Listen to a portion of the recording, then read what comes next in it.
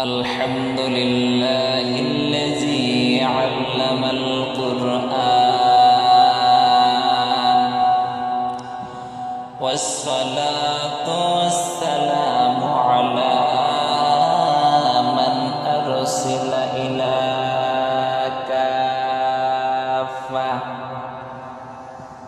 إلى كافة الإنس والجان وبعد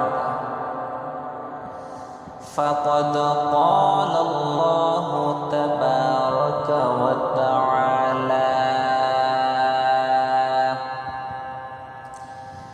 فإذا قضيت الصلاة فانتشروا في الأرض وابتغوا من فضل الله صدق الله المولانا العظيم وقال رسول الله صلى الله عليه وسلم أعطوا الآجر أجره قبل أن يزف عرقه সম্মানিত সুধীমণ্ডলী মহতারাম ভাইরা আমার, বন্ধুরা আমার, 1400 বছর পূর্বের পৃথিবী অমানিসাগার অন্ধকার মূর্খতার অন্ধকার আকাশে বাতাসে মজলুমানের আহাজারি আর শুধু রক্তের গুমট গন্ধ, সর্বত্র নির্মমতা ও পাশবিকতার পৈশাচিক উল্লাস ধ্বনি জ্যান্ত কবর দিছে বাবা নিজ হাতে তার ফুটে নিষ্পাপ কন্যা সন্তানটিকে।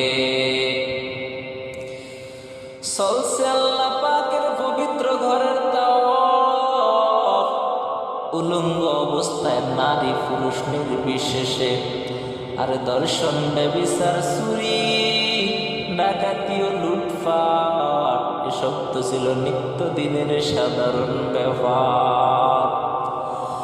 মানুষ পশুত্বের এমন স্তরে নেমে গিয়েছিল যে নিজ বাবার স্ত্রীর সাথে সন্তান ব্যভিচারে লিপ্ত হওয়া কেউ দূষণীয় কোনো ব্যাপার মনে করত না।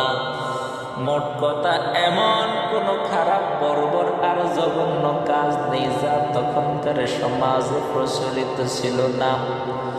ঠিক এমন এক মুহূর্তে মরু আরবের বুকে আবির্ভূত হলেন রাহমাতুল্লিল আলামিন সিরাজান মুনীরা, সর্বকালের সর্বশ্রেষ্ঠ মহামানব প্রিয় নবী সাল্লাল্লাহু আলাইহি ওয়াসাল্লাম। মেঘের আড়ালে লুকায়িত সত্যের সূর্যের মহিমায় ঝলমলিয়ে উঠল, থর থর করে কঁপে উঠল বাতিলের রাজপ্রাসাদ। আমাদের গুনুল কায়েমীয় শক্তি বর্বর শোষিত নারী জাতি ফেল তার ন্যায্য অধিকার, জুলুম ফেল ইনসাফ শতাব্দীর পর শতাব্দী ধরে অধিকারে বঞ্চিত, চরমভাবে নিষ্পোষিত শ্রমিক সম্প্রদায় ফেল তার যথার্থ মর্যাদা। সম্মানিত ভাইয়েরা আমার, নিরপেক্ষ দৃষ্টিতে পর্যালোচনা করলে জানা যায় যে ইসলাম ব্যতীত অন্য কোন ধর্ম মতে পারেনি শ্রমিক সম্প্রদায়ের ন্যায্যাধিকার প্রতিষ্ঠা করতে, বরং অন্য সকল তন্ত্রে মন্ত্রে নির্মমভাবে স্টিম রোলার চালানো হয়েছে দরিদ্র অসহায় শ্রেণীটির উপর। এমনই দুইটি শ্রমিকের শোষণবাদের নামই হচ্ছে ক্যাপিটালিজম বা পুঁজিবাদ ও সোশ্যালিজম বা সমাজবাদ। তাই তো আমরা পুঁজিবাদী অর্থ ব্যবস্থায় দেখতে পাই শ্রমিক তিলে তিলে মাথার ঘাম পায়ে ফেলে শরীর রক্ত পানি করে উৎপাদন করে, এর বিনিময়ে পুঁজিবাদী অর্থ ব্যবস্থা তাদেরকে দেয় শুধু সীমাহীন দরিদ্র, অভাব, অমানুষ মানসিক লাঞ্ছনা আর গঞ্জনা। অপরদিকে সমাজবাদী বা সাম্যবাদী অর্থ ব্যবস্থায় শ্রমিকের ন্যূনতম অধিকারকেও নির্মমভাবে তলে পিষে দুমড়ে মুচড়ে থেতলে দেওয়া হয়েছে, ভেঙ্গে চুরমার করা হয়েছে। এখানে শ্রমিকের সকল অধিকার ও পাওনা গুড়িয়ে দেওয়া হয়েছে, তাদের সকল সুখ স্বপ্ন। এরই অনিবার্য ফলস্বরূপ শ্রমিকের মধ্যে ফুসে উঠেছে ধুমায়িত সন্তোষ, যে পুঞ্জীভূত সন্তোষের বিস্ফোরণ ভেঙ্গে চুরে খান খান হয়ে গেছে। এককালের super power national hero Soviet Russia.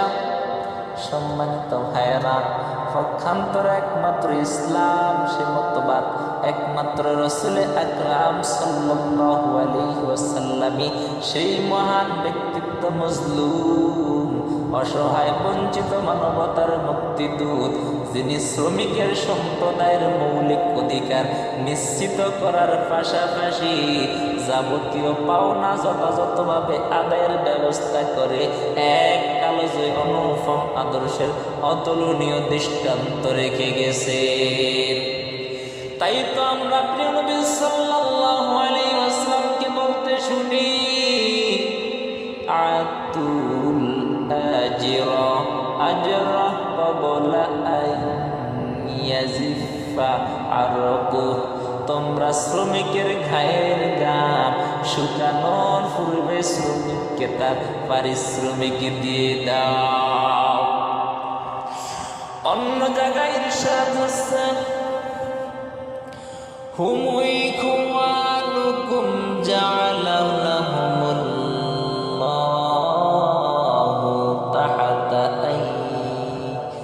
তাহাতা আইদিকুম ফামান জাআলা আখাহু তাহাতা ইয়াদিহি ফালিয়াফাল লিয়ুতঈমুহু মিম্মা ইয়াকুলু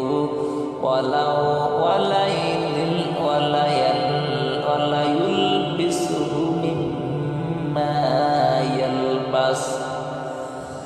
তারা শ্রমিকরা তোমাদের ভাই, আল্লাহ তাদেরকে তোমাদের অধীন করে দিয়েছেন, সুতরাং যে তার অধীনে নিজ ভাইকে রাখবে, সে যা খাবে তাদেরকেও তাই খাওয়াবে, আর সে যা পরিধান করবে তাদেরকে তাই পরিধান করাবে। সম্মানিত ভাইরা আমার, আমাদের প্রিয় নবী সাল্লাল্লাহু আলাইহি ওয়াসাল্লাম শুধু কথার ফুলঝুরি দিয়ে নয়, বরং কাজের মাধ্যমেও শ্রমিকের মহান অধিকার সুপ্রতিষ্ঠিত করে গেছেন।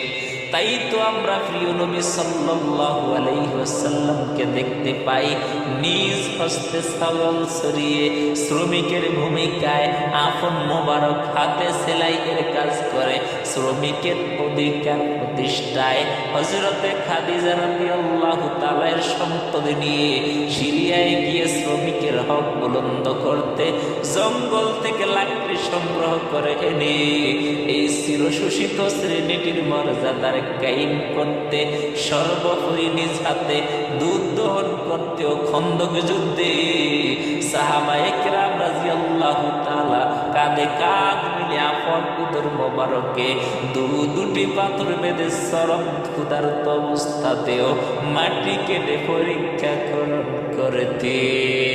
আছে কি বিশ্বে এমন কোন নজির, এমন কোন উপমা, কোন দৃষ্টান্ত না নেই, কেউ দেখাতে পারবে না। তবে হ্যাঁ, দেখানো যাবে বিভিন্ন নেতার ভরাট করতে শ্রমিকের অধিকার প্রতিষ্ঠার গাল ভরা মিষ্টি বৃষ্টি বুলি, আর কার্যক্ষেত্রে শ্রমিকের পেটে সজরে লাথি মারার হাজারো নজির।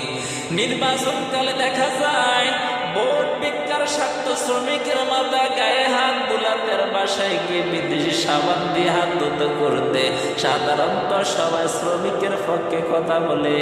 ব্যক্তিগত মজলিসে বা বাসায় বা মা বাপ তুলে শ্রমিকদেরকে গালি দিতে সহস্তে শ্রমিকের কাজ করা তো দূরের কথা, কেননা শ্রমিকের কাজ করার দ্বারা নাকি তাদের প্রেস্টিজ এর হামপার হয়।